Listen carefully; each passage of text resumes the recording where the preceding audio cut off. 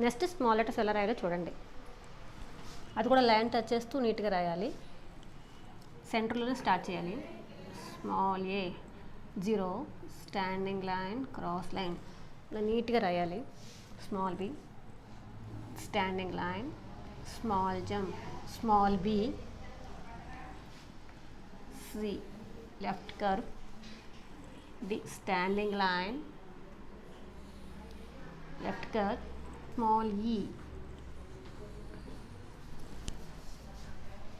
small f, small g, small h, small I, small j, small k, small l, small m,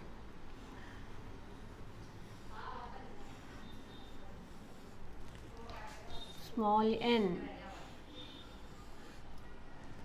small o, small p, small q, small r, small s, small t, small u, small v, small w, small x, small y, small z.